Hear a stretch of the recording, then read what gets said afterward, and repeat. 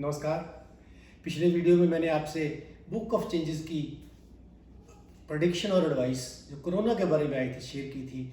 आज मैं आपसे भारत और चीन की समस्या, भारत और चीन का विवाद, बॉर्डर पे जो टेंशन है, इसके बारे में बुक ऑफ चेंजेस से क्या गाइडेंस आई है उसकी बात करूँगा। 20 जून को मैंने बुक ऑफ चेंजेस से प्रार्थना करके ये सवाल पूछा कि भारत चीन की जो समस्या है, जो बॉर्डर पे हो रहा है, क्या हो रहा है, आगे क्या होगा, कल क्या होगा, इसके बारे में बताएं। बुक ऑफ चेंजेस से जो जवाब आया मुझे, वो कार्ड आया 12 नंबर कार्ड। 12 नंबर कार्ड को स्टैंड स्टिल बोलते हैं, स्टेगनेशन भी बोलते हैं, मिसट्रस्ट का माहौल होता है, कोई किसी की सुनता नहीं।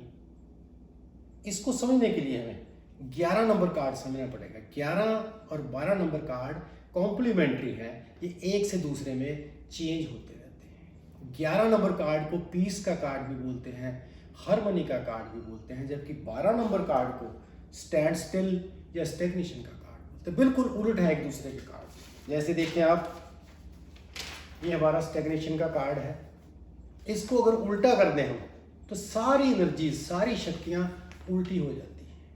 ये 11 नंबर कार्ड बन जाता है। 11 नंबर कार्ड है हार्मनी का, पीस का। 12 नंबर कार्ड है स्टैंड स्टिल का या स्टेग्नेशन का। या इसको ऐसा समझें कि जो 11 नंबर कार्ड है हमारा, जैसे बसंत का माहौल हो, बसंत का मौसम हो, और 12 नंबर है पतझड़ का मौसम। 11 नंबर जैसे सतयुग हो, यहाँ सच की चलती है, ईमानदार लोगों का राज होता है। लेकिन कलयुग में बेईमानों का, धोखेबाजों का, छोटे लोगों का राज होता है। या फूल का खिलना, फूल का मुरझाना, सच या झूठ, ईमानदारी या धोखा। बुक ऑफ चेंजेस से कहते हैं कि जब 12 नंबर कार्ड आता है तो ऐसा माहौल होता है, small man come, great man depart. Great ईमानदार लोगों को बोला जाता है, स्मॉल धोखे वालों को बोला जाता है। ये धोखे वाले लोगों का समय था वहाँ पे। और इसमें 2 लाइन हमारी चेंज हुई, लाइन नंबर 3 और लाइन नंबर 5। लाइन नंबर 3 क्या कहती है कि ये उस दिन धोखे का पीक पीरियड था उनका।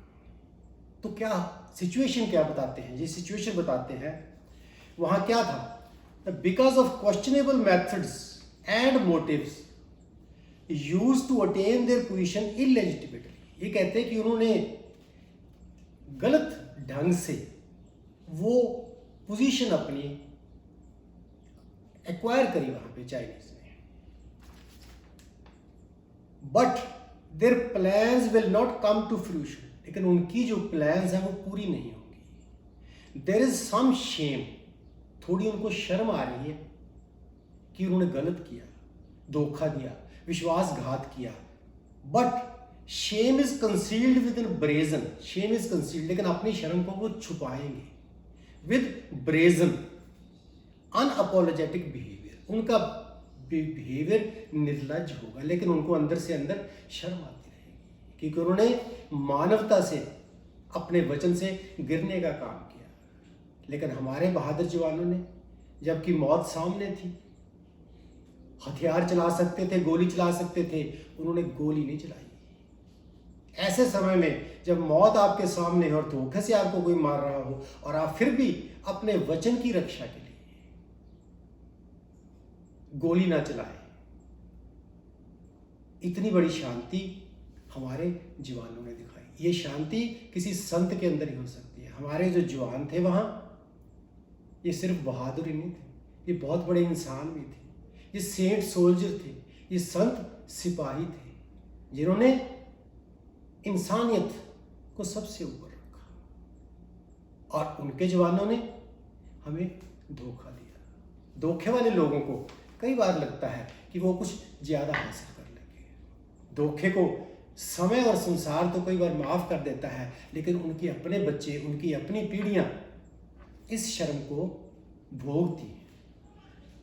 पिछले दिनों अमेरिका में एंड्रयू यांग, एक चाइनीज ओरिजिन, जिनका जन्म तो अमेरिका में हुआ लेकिन उनके पेरेंट्स चाइनीज थे, डेमोक्रेटिक पार्टी की ओर से प्रेसिडेंट के कैंडिडेट नॉमिनेशन में कैंडिडेट वो चल रहे थे।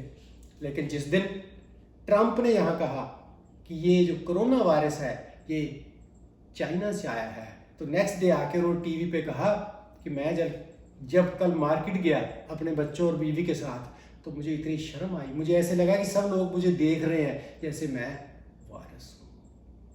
जो लोग धोखा देते हैं, जो देश धोखा देते हैं, उनके बच्चों को कई बार ये शर्म झेलनी पड़ती है। हमारे जवानों ने बहुत बहादुरी का काम करके हमारा नाम ऊंचा रखा।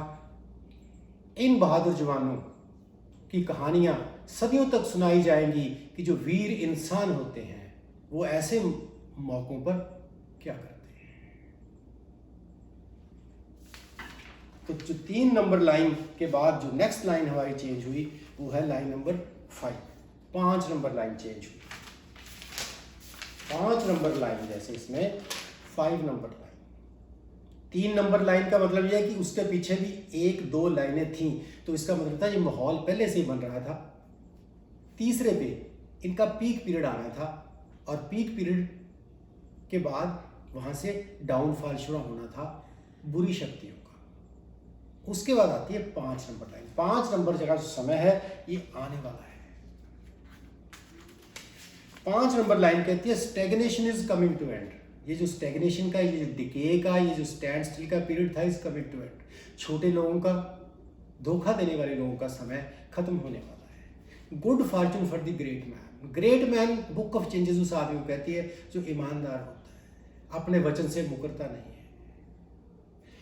ये कह रहे good Fortune for the great man, great man के लिए, ईमानदार आदमी के लिए सच का समय आ गया है। लेकिन उसके बाद थोड़ा वार्न करते हैं। वो कहते हैं लेकिन वो ये भी याद रखता है what if it should fail, what if it should fail. वो कामयाब तो होता है लेकिन साथ ये भी याद रखता है कि कहीं ऐसा ना हो मैं फेल हो जाऊं, दोबारा ये झगड़ा हो जाए। तो ऐसा इंतजाम करता है कि ये आगे से खतरा ना आए। उसको 24 घंटे सावधान रहना पड़ता है। बुक ऑफ चेंजेस कहते हैं ये सडन नहीं, इसके लिए समय लगता है, कॉन्टिन्यूस एंड कंसिस्टेंट एफर्ट होती है। फिर बुक ऑफ चेंजेस कहते हैं in this way he ties it to mulberry shoots. या शहतूत के पेड़ की तरह अपनी जड़ें बांध के रखता है। जड़ें बांधनी, कोई पक्का काम करना, या इसमें ऐसा भी होता है कि हमें वर्ल्ड ओवर लाइक माइंडेड दोस्तों की हेल्प मिलती है, हमें वो हेल्प भी लेनी चाहिए। समय अपना है, समय शुभ का है, हम जीतेंगे। इसके बाद ये 2 लाइनें चेंज होने के बाद जो नई हेक्साग्राम बनती है, फ्यूचर के बारे में जो हमें गाइड करती है, वो है 56 हेक्साग्राम। वांडरर की हेक्साग्राम इसको बोलते हैं। इसके बारे में बुक ऑफ चेंजेस ये कहते हैं कि थोड़ा ध्यान रखना है अच्छे आदमी को। The superior man exerts cautious wisdom in his punishments. वो जो पनिशमेंट्स देता है धोखा करने वाले को, थोड़ा उसमें ध्यान रखे। And does not permit prolonged litigation. झगड़े को लंबा नहीं करे। तो आने वाला समय शुभ का समय है, हमारा समय है, हमारी जीत होगी। हम शुभ के रास्ते पे जा रहे हैं, शुभ का रास्ता हम सारे संसार को दिखा सकते हैं। आओ एक बार प्रेयर करें। देहु शिवावर मोए, शुभ कर मन ते कब हूँ न टरूं। धन्यवाद।